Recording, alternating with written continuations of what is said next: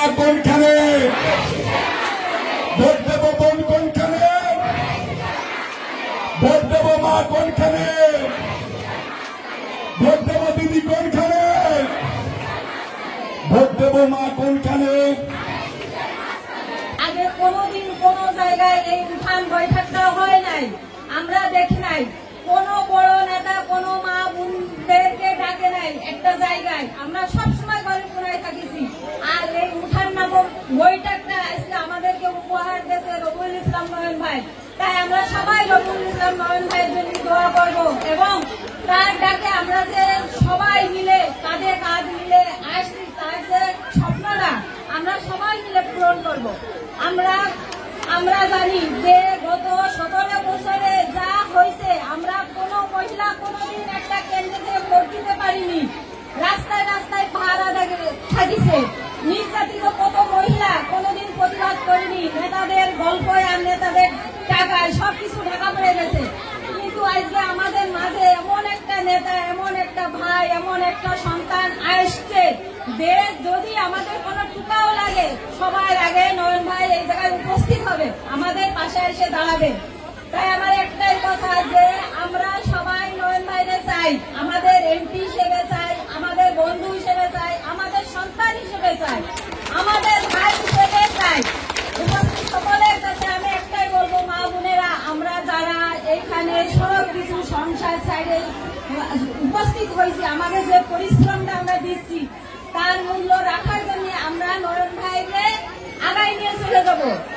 আমি আজকে একটা কথা বলতে চাই যে আমি সকল মহিলা, সকল মা বোনদের তরফ থেকে আমাদের নেতা তারেক জিয়াকে বলতে চাই যে আমরা সবাই মিলে, সব মহিলা মিলে আমরা নয়ন ভাইকে এমপি হিসেবে দেখতে চাই।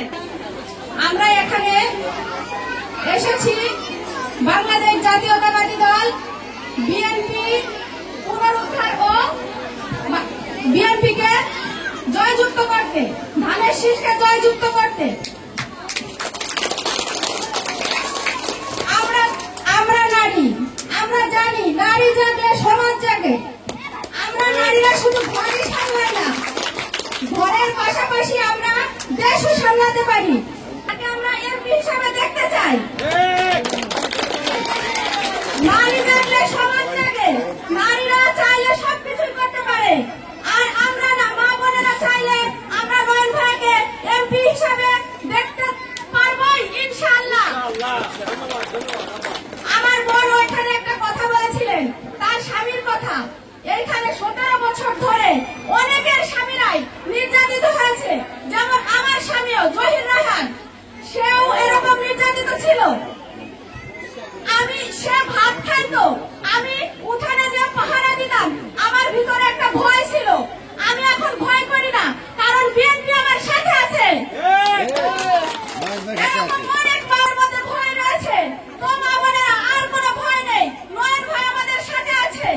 দিন যখন আমি মা বোনদের কাছে কাছে ঘুরেছি, দুয়ারে দুয়ারে গেছি, রবিউল ইসলাম নয়ন ভাই সালাম দিয়েছি এবং আমাদের দেশমাতা বেগম খালেদা জিয়ার সালাম দিয়েছি, ধানের শীষে ভোট চাইছি। তখন মা বোনেরা একটা কথাই বলেছে, আপা আমাদের এখানে কখনো কোনোদিন কোনো নেতাকে আমরা দেখতে পাইনি, আমাদের এখানে কোনো নেতা আসেনি, আমরা কাউকে চিনি না। যে নেতা আমাদের দেখার জন্য উঠান বৈঠকের ব্যবস্থা করেছে, আমরা সেই নেতার কাছে যাব। সেই নেতা আমাদের ভাই, সেই নেতা আমাদের সন্তান, সেই নেতা আমাদেরই ছোট ভাই। কেউ বলছে সে আমার আঙ্কেল। আমাদের কাছে যে ছুটে আসছে উঠান বৈঠকে, পাড়া মহল্লায়, ইউনিয়ন ওয়ার্ডে, আমরা সেই নেতাকে দেখতে যাব। যখন এই নেতার কথা আমি বলি যে মা বোনেদের যখন 5-10 জন এক জায়গা নিয়ে এই নেতার সাবেক যে দৃশ্যগুলো, সেই দৃশ্যগুলো যখন ভিডিওগুলো আমি এই মা বোনদেরকে দেখাই, মা বোনেদের চোখের পানি অঝরে ঝরেছে এবং তারা বলেছে এই স্বৈরাচার খুনি হাসিনা এইভাবে যে একটা মানুষের প্রতি নির্যাতন করতে পারে, এইভাবে যে একটা মানুষের প্রতি এত অত্যাচার করতে পারে, আমরা না দেখলে বুঝতে পারতাম না। তাই আমরা আপনাকে আপা কথা দিচ্ছি,